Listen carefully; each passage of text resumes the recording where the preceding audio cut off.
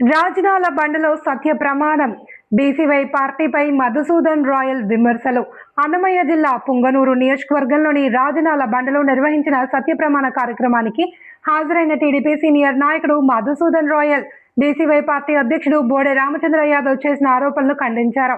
నారా లోకేష్ పై చేసిన ఆరోపణలను వెనక్కి తీసుకోవాలి అని డిమాండ్ చేస్తూ ప్రజలను తప్పుదోవ పట్టించే రాజకీయాలు మానుకోవాలి అని సూచించారు. సత్య ప్రమాణానికి సవాల్ విసిరిన బీసీవై నాయకులు హాజరు కాకపోవడం వారి నిజాయితీని ప్రశ్నార్థకం చేస్తోంది అని ఎద్దేవా చేశారు. రాష్ట్ర అభివృద్ధి సంక్షేమమే కూటమి ప్రభుత్వ లక్ష్యమని మధుసూదన్ రాయల్ పేర్కొన్నారు. ఓం శ్రీ వీరాంజనేయ స్వామినేయ నమః. ఓం శ్రీ లక్ష్మీ నరసింహ స్వామినేయ నమః. గత వారం ముందు భారత చైతన్య యువజన పార్టీ అధ్యక్షుడైన బోడే రామచంద్ర యాదవ్ గారు నారా లోకేష్ బాబు గారి పైన అసభ్య పదజాలంతో మాట్లాడడం జరిగింది.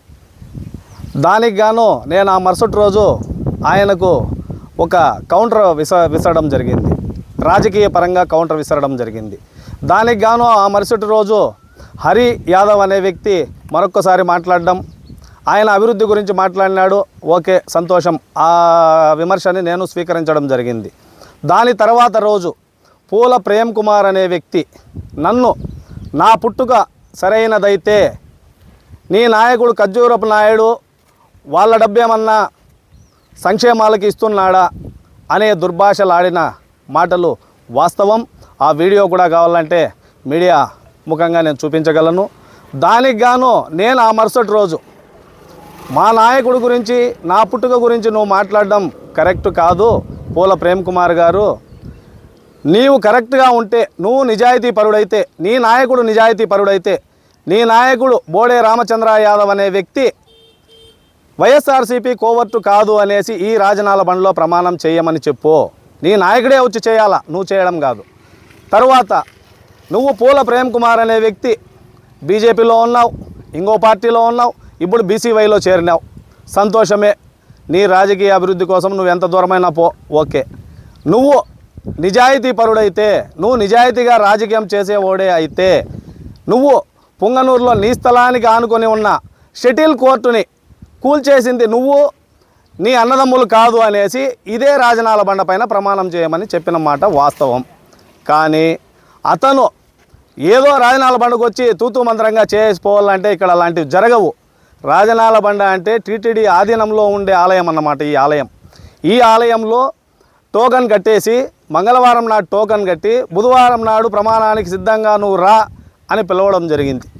దానికి గాను నేను చెప్పినాను, నాయన బుధవారము బేస్తవారము చెయ్యరు, అక్కడ శనివారం ఒక్కరోజే చేస్తారంట. నేను నీకంటే ముందే నేను స్వాముల వారిని అర్చకుల వారిని అడిగి కనుక్కున్నాను. వాళ్ళు చెప్పడం జరిగింది నాకు, టోకన్ ఎప్పుడైనా కట్టొచ్చు కానీ శనివారం 10 గంటల తరువాత సాయంత్రం 4 గంటల వరకు ఇక్కడ ప్రమాణ చేస్తారు అనే విధంగా చెప్పడంతో నేను కూడా చలాన్ తీసుకోలేదు. ఒక్కరే చలాన్ కడితే చాలు, అదే చలాన్ సరిపోతుంది అని కూడా చెప్పడం జరిగింది.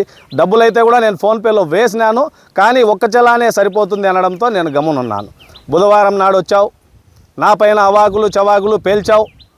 అది చాలా తప్పు. అవాకులు చవాకులు ఆలయం ముందు పేల్చకూడదు. నేను ఇక్కడ రాజకీయం అయితే అస్సలు మాట్లాడడం లేదు ఇప్పుడు కూడా. ఎందుకంటే నేను మాట్లాడాలంటే మీ పైన చాలా మాట్లాడచ్చు. ఆ రోజు ఏదో మాట్లాడినావు, నా నాలుక చీరేస్తా, నేను అది చేస్తా ఇది చేస్తా అన్నావు. సరే, వెళ్ళిపోయినావు. మళ్ళా శనివారం నాడు నేను వస్తాను అన్నావు. సరే, శనివారం నాడు నేను నా కార్యక్రమాలన్నీ ముగించుకొని కరెక్ట్గా 10-20 నిమిషాలకు ఇక్కడికి చేరుకోవడం జరిగింది. నేను ఇక్కడ చేరుకున్నప్పటికీ మీడియా మిత్రులు తప్ప బీసీవై పార్టీకి సంబంధించిన వ్యక్తులు ఎవ్వరూ లేరు. స్వామివారు చెప్పినదిగా వారం రోజుల నుంచి బీసీవై పార్టీ అధినేత శ్రీ బోడే రామచంద్ర యాదవ్ గారు రైట్ టు ఎడ్యుకేషన్ యాక్ట్ పైన మాట్లాడడం జరుగుతూ ఉంది. అన్న, ఈ 2 సంవత్సరాలప్పుడే రైట్ టు ఎడ్యుకేషన్ యాక్ట్ అనేది మీకు గుర్తొచ్చిందా? గత వైఎస్ఆర్సీపీ ప్రభుత్వంలో ఈ యాక్టుని మీరు ఎందుకు ప్రశ్నించలేకపోయినారు? ఆ ముడుపు లేదో మీరే నారా లోకేష్ బాబుకు చేర్చినట్లుగా మాట్లాడుతున్నారు. నీ పిల్లలు ప్రైవేట్ స్కూల్లో చదువుతున్నారు, వాళ్ళకి మీరు ఎంత ముడుపులు చెల్లించి క్లాస్ ఫస్ట్ రప్పించుకుంటున్నారో అదొకసారి చెప్పండి అన్న. అదేవిధంగా 2019లో మీరు రావడం జరిగింది. అప్పుడు మీ స్వతంత్ర అభ్యర్థిగా మీకు బీఫారం రాలేదు అనేసి జనసేనలో చేరి జనసేనలో బీఫారం తీసుకొని వచ్చి అప్పుడు ఉన్న వాళ్ళపైన మీ జనసేనలో మీ జనసేన కాదు, జనసేన పార్టీ కార్యకర్తలుగా ఉన్న వాళ్ళపైన టోకన్లు ఇప్పించి వాళ్ళపైన కేసులు వేయించిండారు.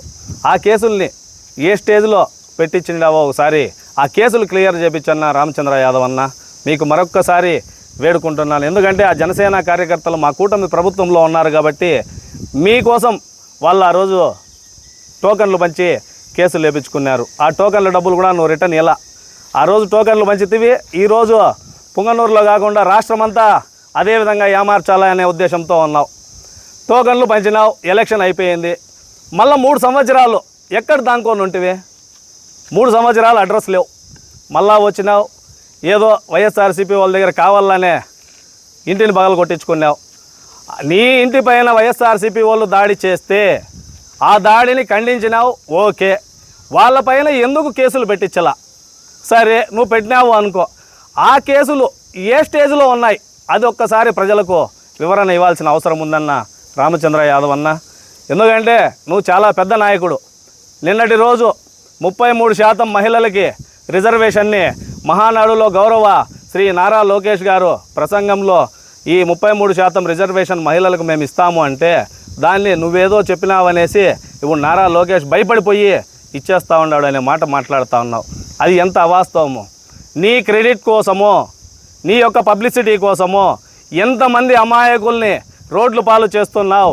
బీసీల కోసం నేను నిరాహార దీక్ష చేస్తా, మరో పొట్టి శ్రీరాములుగా నేను ఉంటాను అనే విధంగా చెప్పి ముచ్చటగా 3 రోజులకే నిరాహార దీక్ష విరమించుకోవడం జరిగింది.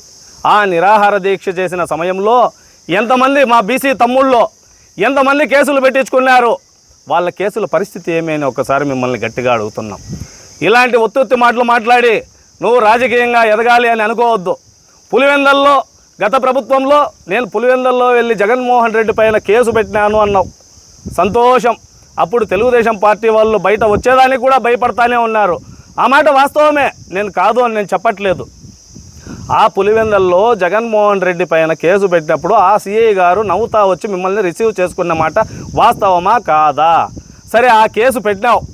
ఆ కేసులో ఏ సెక్షన్ల పైన కేసు కట్టినారో అది ఒక్కసారి మీడియా మూలకంగా వివరిస్తే బాగుంటుందని కూడా నేను మరొకసారి తెలియజేసుకుంటున్నాను.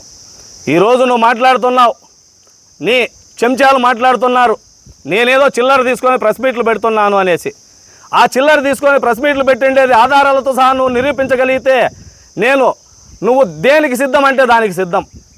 నిన్న మాట్లాడినాడు రమేష్ అన్న, మా నాయకుడు వైఎస్ఆర్సీపీతో తొత్తుగా ఉన్నాడని నువ్వు ఏదైనా ఆధారాలు తీసుకొస్తే మా నాయకుడు వచ్చి ప్రమాణం చేస్తాడని. ఆధారాలు తీసుకొస్తే నిన్నెందుకు ప్రమాణం చేయమంట? ఇప్పుడు టోకన్లు ఇచ్చిండేది ఆధారాలు ఉన్నాయి, నిన్ను ప్రమాణం చెయ్యి అని నేను చెప్పను కదా. నువ్వు ప్రత్యామ్నాయ పార్టీ అంటున్నావు. ఏ విధంగా ప్రత్యామ్నాయ పార్టీ? నువ్వు పబ్లిక్లోకి రా, ప్రజల్లో తిరుగు. ఈరోజు నీ సొంత నియోజకవర్గం పుంగనూరు నియోజకవర్గంలో ఈ 7-8 సంవత్సరాలు నువ్వు రాజకీయ అనుభవంలో ఒక్క రోజైనా నియోజకవర్గం పూర్తిగా ఇంటింటికి తిరిగిన దాఖలా ఏవైనా ఉన్నాయా? ఈరోజు అభివృద్ధి గురించి ప్రశ్నించు, సంక్షేమం గురించి ప్రశ్నించు. సంక్షేమం గురించి మాట్లాడితే నీ చెంచాగిరిలు అడుగుతారు, చంద్రబాబు నాయుడు జోబీలో నుంచి ఇస్తున్నాడా, ఖర్జూరపు నాయుడు ఆస్తి ఏమైనా ఇస్తున్నాడా అంటారు. అది కూడా వాళ్లకు తెలియదంటే ఎంత బుద్ధిహీనులని కూడా నేను అడుగుతున్నాను. ప్రభుత్వానికి అందే సొమ్ములో ప్రభుత్వం సంక్షేమానికి అని కేటాయిస్తుంది కొన్ని నిధులు. ఆ నిధులు ఎవరున్నా కూడా ఆ నిధులనే సంక్షేమానికి ఉపయోగిస్తారు. ఫస్ట్